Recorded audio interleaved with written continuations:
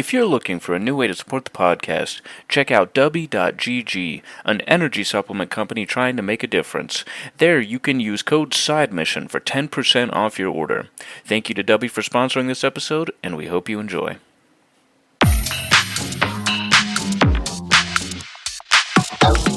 Welcome into the newest episode of Side Mission.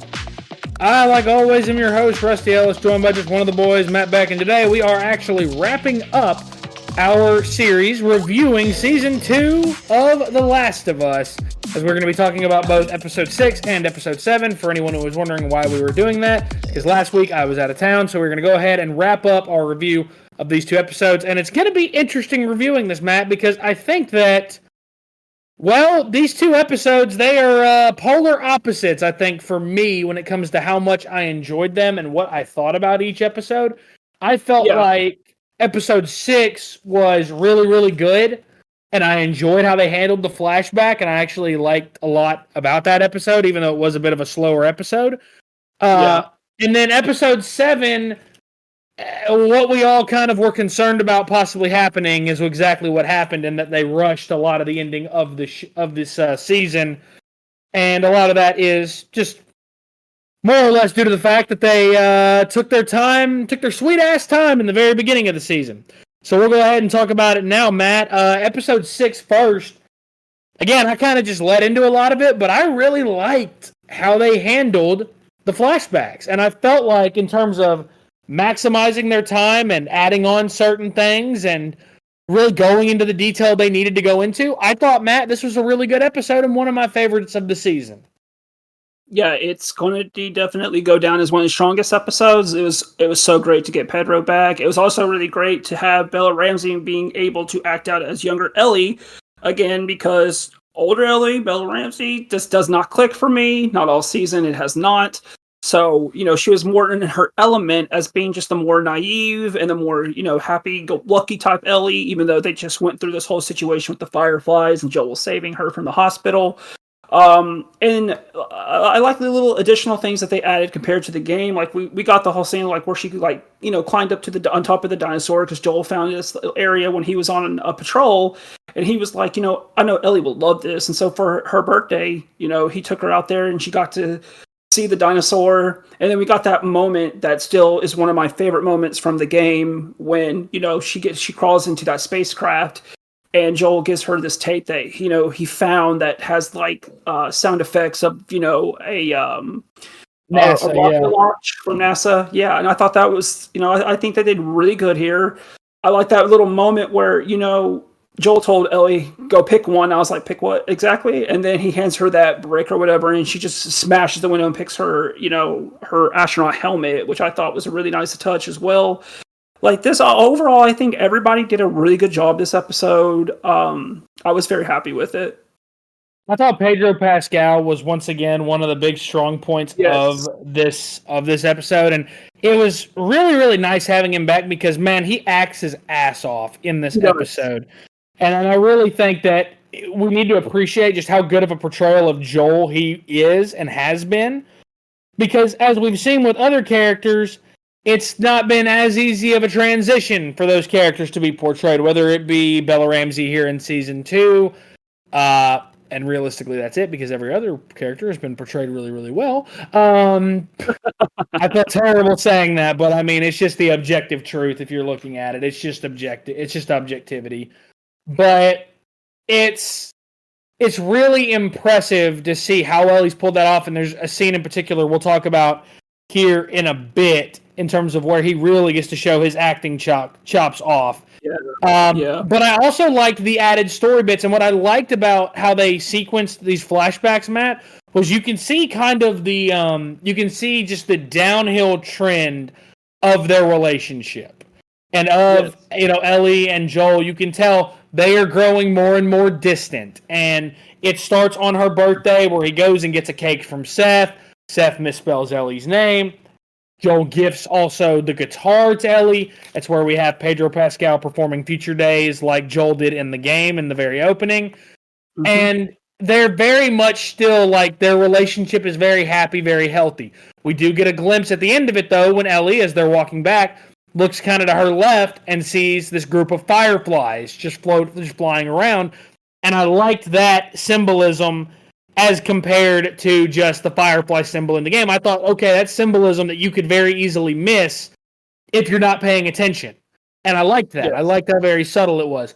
Then Joel, a year later, walks in on Ellie and Kat, who we hear about Kat in the game very briefly as someone that Ellie dated. And this is where she's getting her tattoo done. She's also very clearly smoking some weed. And it's implied that she and Kat were not just, doing a tattoo appointment. It's very much implied they were having some fun as well. So we saw it. Yeah, exactly. So it's like Joel now has to grapple with Ellie is growing up fast. And I felt like that dynamic, while it might have been very sudden in the show, Matt, I was a big fan of, again, the game or the show showing this gradual downfall of their relationship. And I felt like this was the first sign of really any friction. And I thought they handled it very well. Yeah, this is the kind of character development that we got between 1 and 2 that, I absolutely feel like this should have been in the game, because it was just, we had such a long time gap between Last of Us Part 1 and Part 2. And I mean, we understood Ellie, like we understood, she didn't trust Joel after what he did at the hospital. But just to get a little bit more, because they are drifting apart and they're more at each other's throats, I did appreciate the fact that we got to see more of that rift between them. Especially with what you said, like, when he walked in on her and, he sees that she's growing up. She's growing up fast too. Like, I mean, this was her 17th birthday? Yes. On that one. So, I mean, that was just a year ago from when he took her out to that, that museum, and she got, she got just to be a kid. But now she's getting more into the adult stuff, like with relationships and smoking weed and other things that you've mentioned. Like it's very interesting. It is.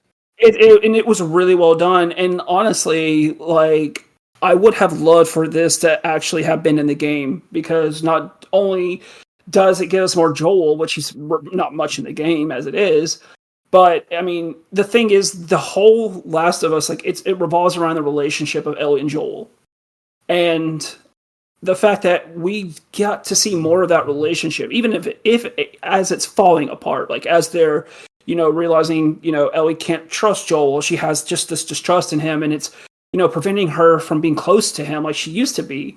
I mean, that's a real life, that happens in real life as, kids get older. And Pedro Pascal in this episode just hit it right out of the ballpark with like every scene he was in. And we see that relationship really take its full downward turn in one of the next flashbacks that we see. And this was about 9 months prior to the start of season 2, where at least prior to where season 2 began, where Joel and Ellie go out on patrol, and they get word that another patrol has been attacked by infected. And they find Eugene, who Eugene is referenced in the first episode of the season by Gail as her husband, and it's referenced that Joel killed him. And I do have to amend something that I theorized early in our review series. I said that what I believe they were implying was that Eugene was a Firefly, because in the game it's very much mentioned that he is a Firefly, and that he was in the hospital when he freed Ellie, so that, Joel killed him when he was in the hospital. What actually happened was Eugene was infected, and Joel wanted to immediately kill him. Now, Ellie, because she's smart and she knows a little bit about this infection, tells Eugene to hold out his hand and slowly count from 1 to 10, a callback to what the Fireflies did to her in season 1 to make sure she was never infected or turning. Yeah. So when Eugene counts to 10 very calmly, and Ellie says, like, hey, he's still got time. We can get him back to the gate. He can say goodbye to Gail, and then he can die when he's ready. Like, he can die after he's had a chance to speak to her. Yeah. And Joel is very much against it, but he ultimately promises Ellie, okay, go get the horses. We'll meet you further down the trail, and we'll go back. And you can just kind of tell, because of what we know, Matt, that the situation is not going to be that cut and dry. It's not going to be that black and white. And because of that, it's not much of a surprise when Joel takes Eugene to a clearing overlooking a lake and is telling him, you know, I can't take you back, right? He's like, you know why we can't do this, right? Yeah. And after a conversation where Eugene tells him, like, you know, I don't need to give Gail my last words. I need to hear her last words. I need her because I'm dying and I'm terrified. And I thought what I loved about this was it was a very real depiction of somebody who knows they're dying. Yes. And they're scared. They don't know what comes next. Like they are terrified and they just want the person they care about the most to be present so that they can at least help them somewhat or can at least help ease them into this. And it makes it all the more heartbreaking when Joel does shoot Eugene and kill him and Ellie discovers him. And I felt like, Matt, this whole scene was handled, I thought, really, really well for something that wasn't in the game. Yeah, especially because this harkens back to, you know, people who are mad about what happened to Joel and Last of Us Part 2 because they, you know, they play the game wearing, you know, tinted glasses, you know what I mean? Like, they have, like, you know, Joel's their favorite character. They don't see, you know, anything that he's done that's considered bad. But this game, like, this scene right here really just depicts that Joel is not a good guy, you know? And what he did to Eugene, it 100% just certifies that. Like, it just solidifies that. And, like, I want to go ahead and go to the next scene where we see Tommy and Gail and Joel and Ellie come back. And, you know, Gail asks Joel about it. And, you know, Joel tells her that he was bit and that, you know, he lies his ass off, basically. Outside of the infected, like, he lies his ass off. Yeah, he lies his ass off to her about it. And honestly, no, good on Ellie for, you know, telling Gail the truth and showing that Joel's full of shit. Because that pissed me off that he lied to her like that. Because, like, the fact that he could tell her that, and, you know, then Ellie tells her the truth. Ellie tells her he was still alive when we found him and he wanted to see you. And Joel promised me that we would take him to you, but he killed him. He just shot him. And that really comes back full circle to that episode where we first meet Gail and why she hates Joel so much. And it makes a lot of sense. Because Joel killed him and ultimately could not tell her the truth. Could not tell her the truth about why he did it.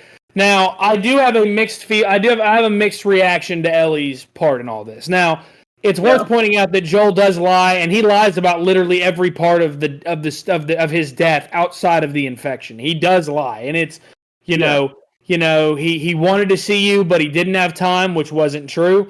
He was brave, which wasn't true. Eugene literally says, "I'm terrified. I need her," and he also lies and says that he ended it himself, which is not what happened. Eugene did not end it himself. Joel ended it for him. So I think that as a person, I love that Ellie called Joel out on the lying. Yeah, but she's being petty. In regards to the game, Ellie would have never done that. No, and that's my issue. Ellie would not have done that. Ellie would have never at any point betrayed Joel like that. And I felt like, again, it was another case of the writers not understanding the source material. And it wasn't a huge issue for me because ultimately it leads to a very, very chilling moment. And it's a very subtle moment where Ellie just looks at Joel before walking up and goes, "You swore." And she doesn't say, "You promised." She doesn't say that. It's very, very subtle. She isn't talking about Joel lying to Eugene. Yeah. She's referencing Joel lying about what happened with the Fireflies because at the end of season 1, she says, "Swear to me that everything that you told me about the Fireflies was true," and Joel says, "I swear." She's referencing that because in that moment, she saw the exact same look in his eyes as she did when he lied about Eugene. Yes. She saw the exact same look in his eyes. And in that regard, I thought that was awesome. And I thought Bella Ramsey knocked that line out of the park. I thought that was great across the board. And then obviously, this episode, because I do want to get things moving because we have a whole other episode to talk about, even though I'll just be honest with you, there's not going to be a lot to talk about with the next episode because they kind of just rushed through that episode, if you know what I mean. But the final scene in this episode of the conversation on the porch after the incident with Seth at the dance. I felt like Pedro Pascal, Oh my take gosh. a bow, Yeah. because he was had me in tears. fantastic. He was fantastic in this scene. I thought Bella Ramsey was okay; she was good enough, but Pedro Pascal carried this scene, in my opinion. He carried this scene 100%, and that to me was one of his best acting performances in any episode of either season. I loved him in this scene where Ellie confronts him and finally asks him, is it true? Like, is what happened did you kill them? Did you keep them from making a cure? All of that. And Matt, the entire scene is so well done, so well written. And I feel like it delivers on the emotional beats that it needed to deliver on, of Ellie realizing that her life was supposed to have a higher meaning and a higher purpose, and Joel ultimately did take that from her. And her life now no longer means nearly as much as it would have. And I feel like they nailed this scene. Yeah, I just love the moment when Joel tells her that if he could go back and do it all over again, that he would, because that really shows him, like, that really shows her and the audience how much she meant to him. And I love that, because, like, with Pedro, like, he just constantly had tears running down his face, especially as he kept telling her more and more, yes, what I did, this is what I did, yes, I lied to you. And you could just feel it, just in the facial emotions that Pedro gave. And Bella, for the most part, she just kind of seemed like she was there and she was kind of numb. But I mean, I guess as Ellie in the situation, you would feel numb too. Yeah, and I think that's true as well. I think that the scene is really, really good as a whole. I was a fan of it, and that is where that episode wraps up. And I thought that episode was one of the best of the season. I thought that it was really good, and it had me excited to see what can they do in episode 7. And unfortunately, exactly what I was worried about would happen in season 7 is exactly what happened. It was rushed. And they kind of had to just burn through a lot of it in one day. And I guess we'll just start chronologically. Obviously, we get back to the theater, and Dina, because it was 2 episodes ago when it happened, Dina's got an arrow that is still in her leg, and it's wild. And Jesse has to push it through her leg. I'm like, oh my good lord. Yeah, that was good. And it's like, he tries to give her some whiskey or some alcohol to like drink to try to help with the pain, and she's like, no, I don't want any. And that's kind of like Jesse's first clue that she's pregnant. Yeah. And then he notices also that she's saying, like, I can't die here. I can't die here. Like, not we can't die here. Or not that I don't want to die here. It's that I can't die here. And that's kind of like Jesse's like second big clue that Dina is pregnant. Well, he and Ellie leave to go rendezvous with Tommy. They get to where they were supposed to meet up, and Tommy is not there.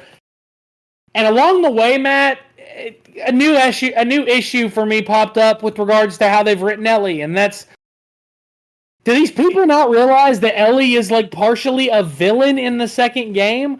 Like, why are we trying to make Ellie this savior that she's not? Because they run into this group of wolves that has cornered this Scar. And it's like 6 wolves against 1 Scar, and she's wanting to help, and Jesse is very much like, no, if we go out there, there are 6 of them and 2 of us. We are going to die if we go out there. Like, we will die. Like, there's no if, there's no maybe. We will die if we go out there against them.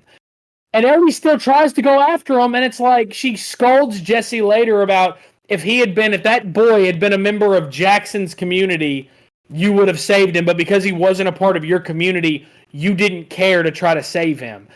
I just don't like this attitude from Ellie, because Ellie is trying to hold this moral high ground. And in the game, she doesn't give a shit about any of that. In the game, she's there for revenge. And I feel like now we're trying to make this character something she's not. And I know it's a long-winded little rant there, Matt, but you tell me what you thought of all that.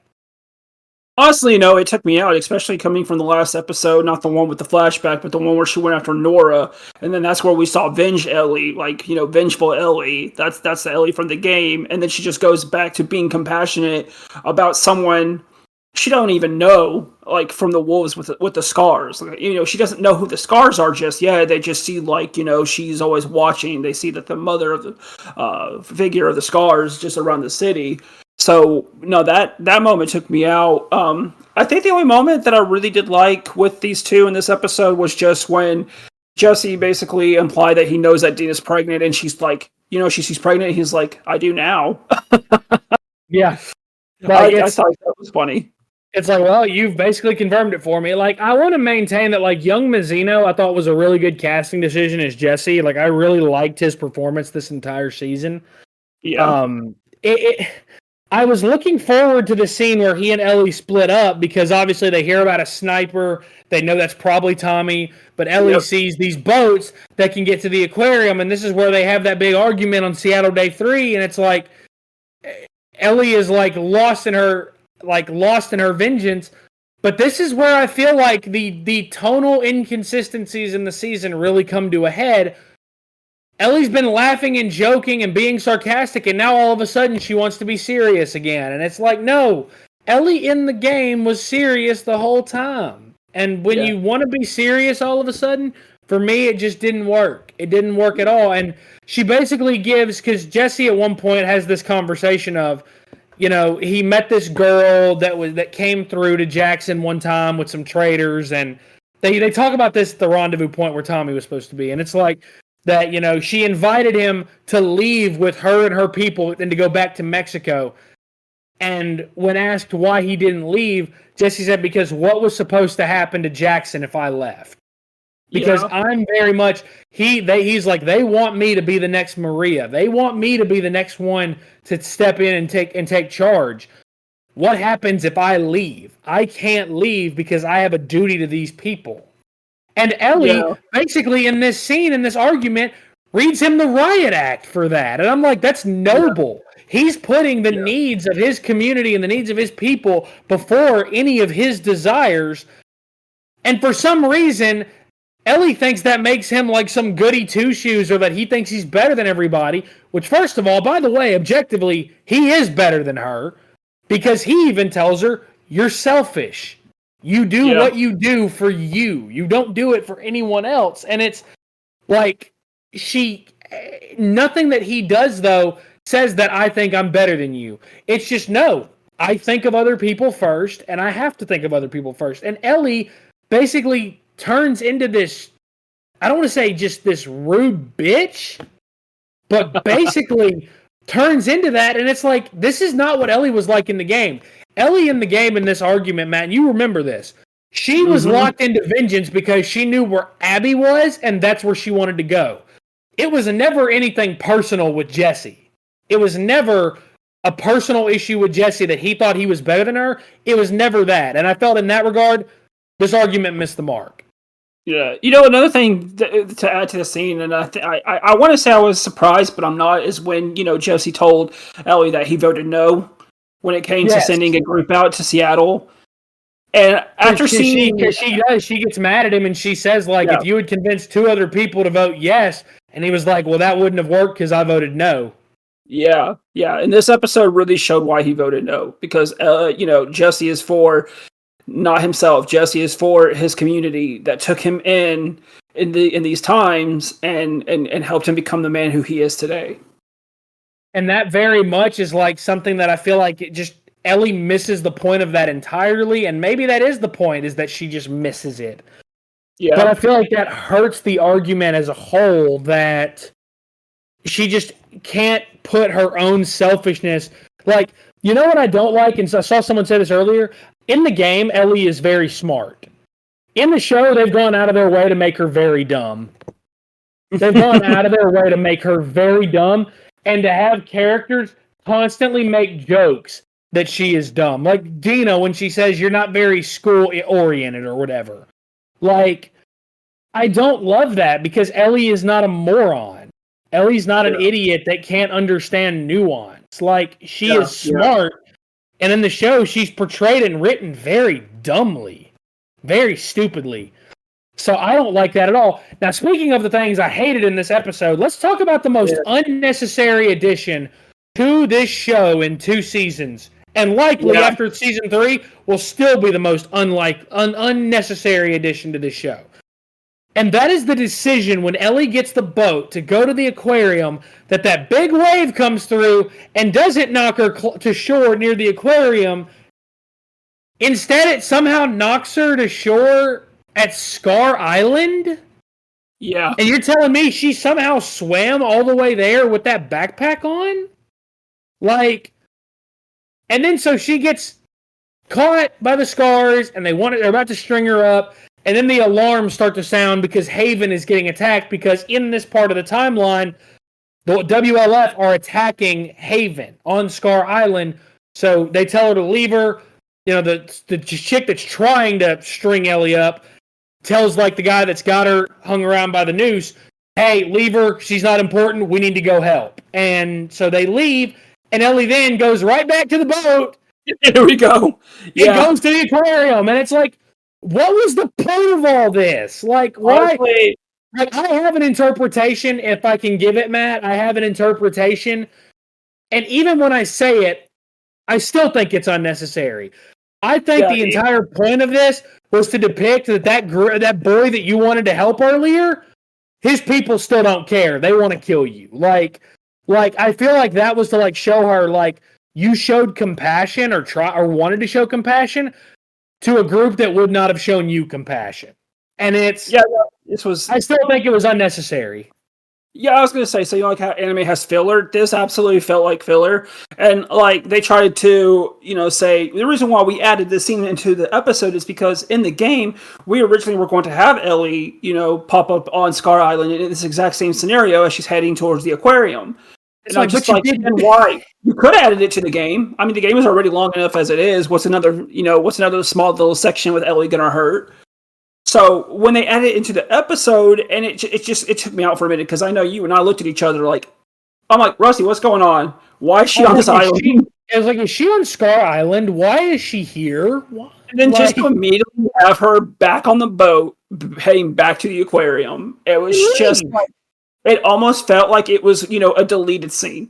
It didn't feel like it was part of their, you know, the overall plot for this episode. It felt so disconnected from everything else. It was like, this makes no sense right now. And I just remember sitting there going, why is she here? Like, why is she here? Like, what was literally did this serve? Watching that scene was literally like watching the very first teaser we got for Last of Us Part 2, where the Scars are hanging up Abby in this exact same way. And that's what it felt like to me. Even the chick looked the same. Like, it real deal just did not make any sense to me to have any of that in there. And then she gets to the aquarium, no problem. I'm like, why didn't you just have the wave knock her to the aquarium? Right. Like, what was the like, it felt like you were padding the runtime, and it's like, that's dumb. Please don't do that ever again. Like, that was bad. And then we get to probably the most cringeworthy edition, and they didn't try to do it, thank God, because I would have been like, yeah, this episode is abysmal if they had tried to do this. And that's the scene where Ellie kills Owen and Mel. And for those that don't know, in the game, Ellie just shoots Owen, Mel tries to stab Ellie, and she ends up, you know, turning the knife back on her and stabbing her in the throat. Yeah. And in this one, Ellie, when Owen tries to pull a gun on her, she shoots him in the throat, and the bullet apparently went straight through his neck, and it grazed Mel just enough along the neck to cut her neck open with the bullet. So she's dying, she's on the ground, and she's asking Ellie if she's got a knife. And you're probably wondering, why does she need to know if she has a knife? Mel then tries to guide Ellie through a emergency C-section to cut her baby out. And thank God Ellie had no idea what to do and wasn't able to do anything, because if they had tried to show that, I would have been like, yep, I'm out. I'm out on this. Like, I can't do this. I'm not interested. Like, I just thought, Matt, that was such a weird addition. Like, why? What was the point of that? Like, that whole moment in the game when Ellie gets to the aquarium is so tense. And in the episode, they really just rush it. Like, I mean, no offense. Like, I'm glad they didn't include her killing the dogs because that was something I hated doing in that level. They completely took that out. So, but on top of that, like Owen and Mel's conversation, like, Owen is protecting Abby. Like, he's doing everything he can to, make sure that nobody knows where, Abby is. And here, he's not really doing that. You don't really get the feeling that Owen cares for Abby at all. And then just like after he gets shot, he falls down to the ground. And, Mel and Ellie get into that tussle that ends up, stabbing Mel. Owen's supposed to have his moment. He's just barely holding on to life where he tells her that she's pregnant. But that doesn't happen here. No, not at all. Straight up telling Ellie to perform a C-section, get the baby out, and I was like, Ellie wouldn't do that. Not even in the game, Ellie wouldn't do that. And it doesn't feel sad. Like, in the game, I felt sad about what happened to Mel and what happened. Not so much Owen, but I felt bad what happened to Mel because she just got dragged into all of this, and it, you know what I mean? And here, I didn't really feel bad for her. But on top of that, this is also before Abby's section, and we get to know Abby in the Wolfgang's, their dynamics a lot better. But I mean, here I was just like, okay, well, that just happened. This really climatic scene just happened, and I don't feel anything. Yep, it's very anticlimactic, and it's also one of those where, and I get it that like maybe realism shouldn't play a big part here. How did Tommy and Jesse find her that fast? Yeah, that's another good question. Why did they end up on Scar Island just randomly? Because apparently everybody else is. Like, everyone's going on a detour to Scar Island. Like, you're telling me they didn't? Like, come on now. Like, it's like, how did they find her so fast? Like, good Lord. They are on her instantly. And it's like, okay, cool. Well, then you get to obviously the big cliffhanger at the end where Abby has found her way to the theater. She's found all of her friends are dead. And she kills Jesse very suddenly, just as suddenly as it was in the game. Yep. And she's got Tommy pinned down, and she's getting ready to fire a shot at Ellie after telling him, we let you both live, and you absolutely wasted it. And then it cuts to Abby waking up in Seattle. She's at the WLF base. She's at the football stadium, and it says Seattle Day 1, and that is where Season 2 of The Last of Us ends. And I have chills from that because I think that Abby's story is going to cook. But, Matt, that opens up, I think, a very key criticism that a lot of people had for this story and where it ends. And I hate that people feel this way, but I spoke with a lot of coworkers today that watched the show. And unanimously, they all said, I will watch it, but I just don't care to see Abby's point of view. Yep, that was the same thing. Because it's different when you're watching it as a TV show and when you're playing it as a game. Yep. They were like, I just don't care about her point of view. And you know what they all said when I asked them why was that? Unanimously, they all said, because she killed Joel. Yep. And it's like, I was talking to one of them, I was like, it's so crazy the parallels, because I remember when the game came out, and when you flip over to her perspective, like, in the game, that's where a lot of people stopped playing. Yeah. A lot of people stopped playing there. And I'm like, it's so interesting 5 years later that in the show, people are saying the same thing. It's so interesting to see the similarities. And I'm not saying that sarcastically. I'm saying that because it's genuinely very interesting that we're seeing a lot of the same reactions. But I hope that people give it a chance, because Abby's part of the game, her story is so compelling. Her redemption arc is so compelling. And I'm excited to see a lot of things from the second part of the game, whether it be, I'm interested to see how they pull the Rat King off, the Sky Bridge, the battle on Scar Island. I am so intrigued. Her relationship with Yara and Lev, I am so intrigued to see how they pull all of this off, because it's a great redemption arc. So I'm begging anyone that is out there that is like, I really don't care about her story, give it a shot. You might change your mind. Give it a shot. But, Matt, in terms of this season as a whole, just to wrap everything up here, I think I'd give it like a 6 out of 10, and that's really disappointing because the first season was like a 9.5, 10 out of 10, and I'm really disappointed. Yeah, I'm right there with you. It's for me. It's like a 5.5 to 6 overall. Because I mean, we played the game, and this honestly, when you were just talking about your friends who watch the show and they were like, "I'll watch it, but I'm still not gonna like Abby," and this is my issue with what the beginning of the season did, revealing Abby's motives. These people are going into Abby's story knowing why she did it. Yep. We who played the game, we did not know. We were just thrown to play Abby and eventually find out her motive as to why she went after Joel, so specifically go after Joel. I think that makes the game better. It very much does, because again, we had that mystery, and the people in the show don't have that. That mystery is gone, and it's not going to give people any type of reason to see it from Abby's point of view. If you don't by now when you're watching the show, you're not going to, even when you're watching her side of the story. It will not matter to you. And that's what worries me. And I look back and I'm just like, what were they thinking? The very beginning scene of episode 1, we see Abby and we see exactly why she's going after Joel. In the game, it took probably 6 hours to get to that point for us to find out why. More. The first time I played through the game, the first time I played through The Last of Us Part 2, like Ellie's section took me like 14 and a half hours. Like her section, if you know where to go and everything, her section can be only like 7 to 10 hours long. But when you don't know that first playthrough and you're taking your time, like it can be a long section of the game that like it's half the game that you're going before you find out her motives. And now people just kind of know it. Yep.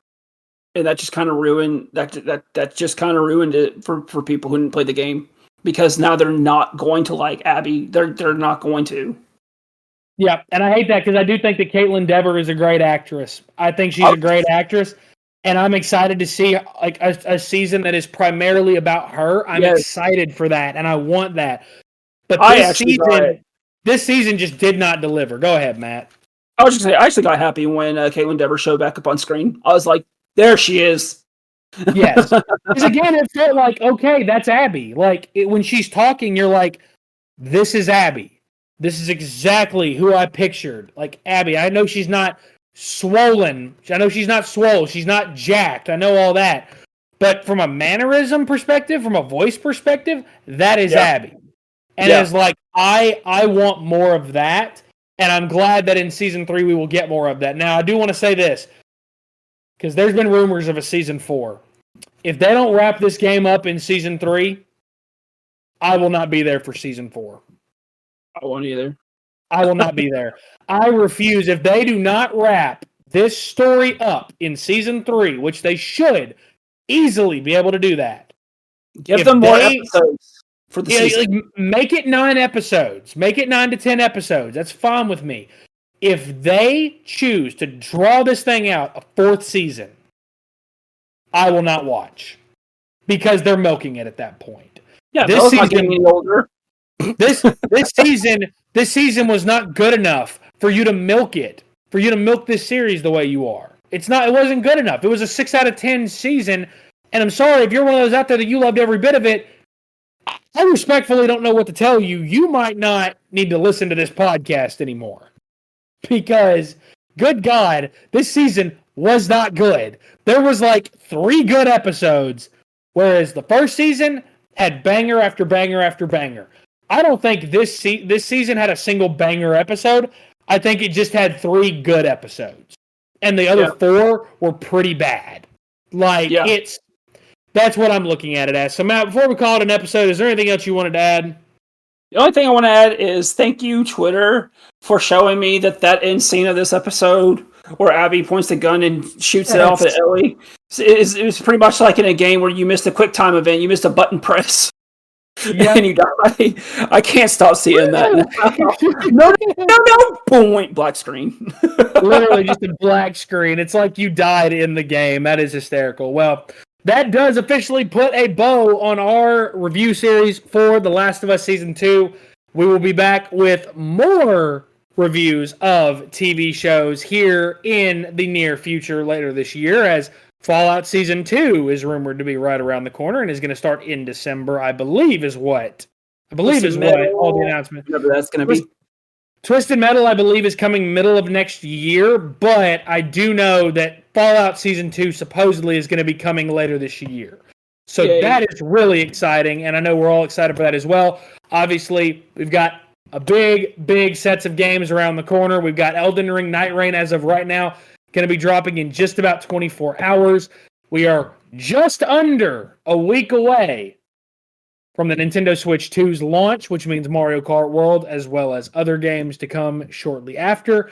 A lot of reviews coming. Be patient with us. There's a lot happening in these next couple of weeks, but it's going to be a lot of fun. So that's going to be it for this episode. You can follow us on Twitter at Side Mission Podcast. You can follow us on Facebook as well at Side Mission Podcast. I think I just gave you the wrong information. On Twitter, it's Side Mission Pod. On Facebook, it's Side Mission Podcast. There we go. Sorry, I'm a little fried mentally right now. But nonetheless, that is going to do it. He's Matt. I'm Rusty. Thanks for listening.